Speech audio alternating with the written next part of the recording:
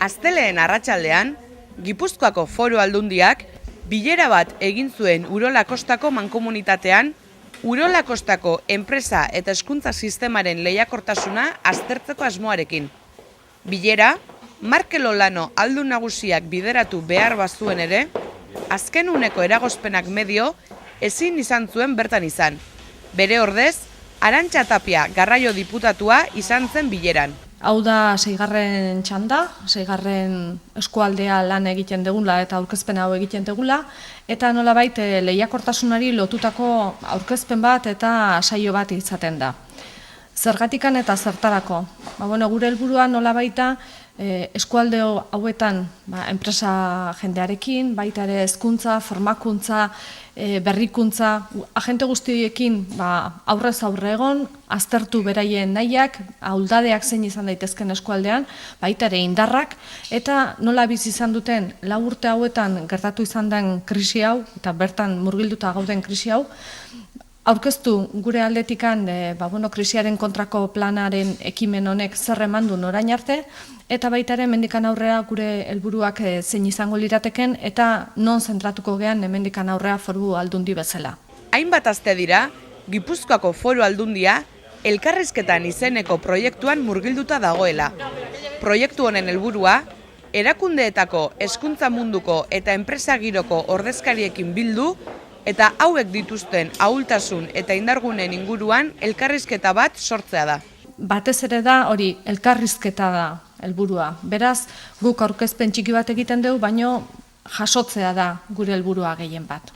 Gaur herriro dio 6. saioa da, guztietan jasotzen dugu hainbat gauza esaten dizkigutenak, eta datorren astean bukatuko dugu Donostian, azken eskualdea izango da, eta bertan gainera horrelako saio bat izango da, baina baita ere konklusioak, ondorioak aurkeztuko ditugu, ze jaso dugun, zer aipatu dizkiguten, ze gauza hon egin ditugun, zer ez dugun hain ondo egin, ze hobekuntza egin daitezken, eta hainbat ondorio aterako ditugu. Arantxa Tapiak azaldu zuenez, helburu nagusia, sektore ezberdinekin elkargune bat sortu eta indarrak batzea da.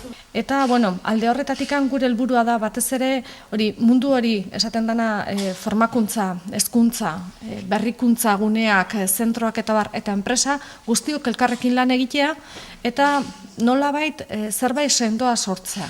Orain arte aritu gea lanean guztiak elkarrekin, baina ikusten dugu zerbait sendoago lor genezakela. Eta guzti horiek hobeto lotu ditzakegula eta hori da batez ere gure helburua. Bilera 7 ataletan banatu zituzten. Izan ere, 7 puntu horien helburua lehiakortasunaren arloan pausu kualitatibo bat ematean datza eta horrela enpresei laguntza ematea kalitatezko lanpostu berriak sortzeko. Bestalde, Aldundiaren proposamena da ekonomiaren sustapenerako eta enpresarentzako laguntza departamentu bat sortzea.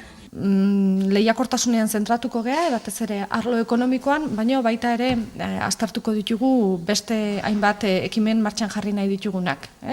7 ildo nagusi aipatuko dira gaur, lehiakortasuna garrantzitsuena, baina baita ere aztertuko ditugu adibidez politika sozialak zer garrantzia duen lurraldean, hori bermatzeko eta orain arte eman ditugun zerbitzuak bermatzeko eta hobetzeko zer egin behar dugun, nola lan egin behar dugun, kultura ikuspegitik, identitate ikuspegitik zer lan jarraituko dugun baita ere, tabakalera inguruan o tabakalera ardatz hartuta, gero baita ere noski mugikortasunaren inguruan, mugikortasuna ulertuta bai azpiegiturak, bai gainean jartzen dian ibilbideak eta bar, hainbat ekimen martxan jarriko ditugunak baita ere, gero sostengarritasuna, iraunkortasunaren inguruan energia berriztagarriak, energia gero eta gutxiago erabiltzeari lotutako ekimenak martxan jarriko ditugu, eko inguruan, zaborren kudeak eta uraren kudeak eta integrala guzti hori nola uztartuko dugun.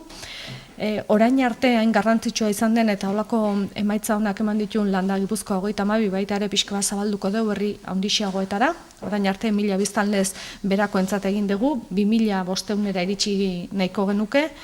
Eta noski azken finean guzti hori ondo landuz, gobernantza eredu garrantzitsu bat sortu, gizartearen parte hartzearekin eta guztion artean azken finean elkarrekin lan eginez ea eredu hobeago bat lortzen dugun eta eredu berri horiek baita ematen dizkiguten onura gehiago.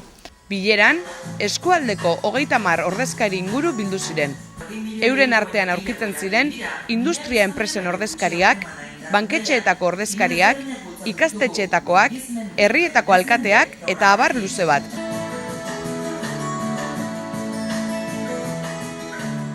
Ingurumena zaintzea dela eta Gipuzkoak zaborrarekin zuen arazo larria ikusita